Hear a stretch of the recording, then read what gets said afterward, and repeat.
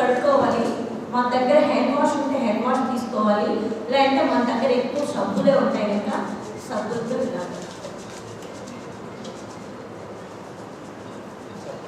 ఇలా second step. First step ఏంటి? First step అలా చెప్తురా. ఫస్ట్ స్టెప్ కరెక్టేనా? First step. సెకండ్ స్టెప్ ఏమి? చేతులు మధ్యలో వేలు వేసి ఇలా రెండు చేసుకున్నప్పటికి కూడా స్పేస్ ఖచ్చితంగా ఉంటుంది. ఓకే, నెయిల్కి నెయిల్ బెడ్కి నెయిల్ బెడ్ అంటే తెలుసా? చిగుర్లు దాని లోపల అన్ని తిరుగులన్నీ ఉంటాయి. తిరుగులు అంటే మీరు అందరికీ ఒక ఇదేమంటే అన్ని నల్లగానే ఉంటాయి అనుకుంటారు. తిరుగులు అట్లా ఏం కాదు.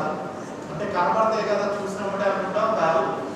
చాలా లోపల అంతా కూడా ఎరుకుపోయి ఉంటాయి. మనకు తెలియకుండా ఎక్కువ కూడా ఏదైతే మనం డీవార్మింగ్ చేశారు అందరూ, అది మెయిన్ వేర్లలోనే గోల్లోనే ఉంటుంది. వాటి గుడ్లు అన్ని అంటే ఈ భాషలో మీరు చెప్పాలి పిల్లలకి.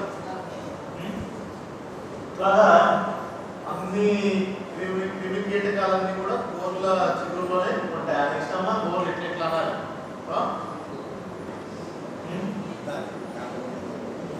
అది చేతులు క్లీన్ అవుతాయి. ఈ పార్ట్ కూడా క్లీన్ అవుతుంది.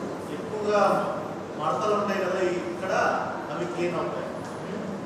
మినిమం చేసి ఖచ్చితంగా కూడా అన్ని ఏ పార్ట్ ఆ పార్ట్కి మీరు ఎక్స్ప్లెయిన్ చేయగలిగితే పిల్లలకి అదొక యాక్టివిటీ కింద స్కూల్స్లో, అంగన్వాడీస్లో, అదేవిధంగా స్కూల్లో తినే ముందు చెప్పినట్టయితే వాళ్ళు దాన్ని అంటే యాక్టివిటీ కింద చేసుకొని చేస్తారు.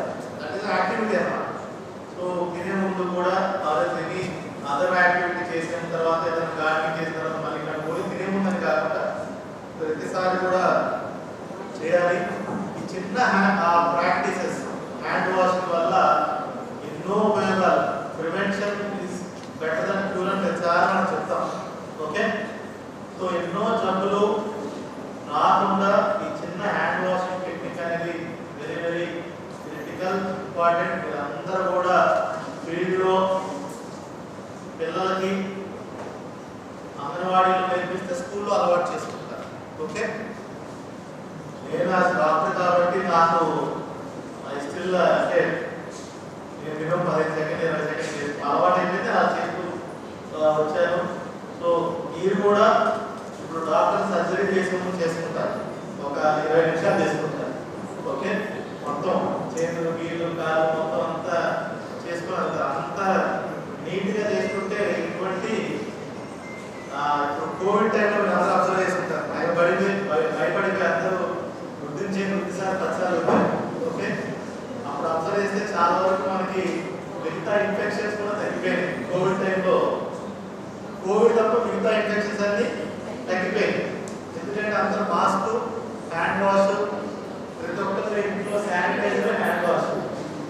బట్ శానిటైజర్ కొంచెం మనం దూరంగా పిల్లలకి మళ్ళీ ఇతరంతా ఇబ్బందులు ఉంటాయి కాబట్టి hand wash safe, soap is also safe.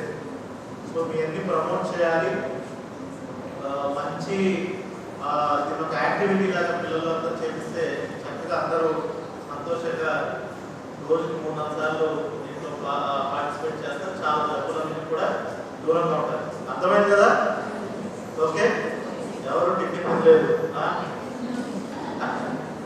చేపిస్తారా లేదా?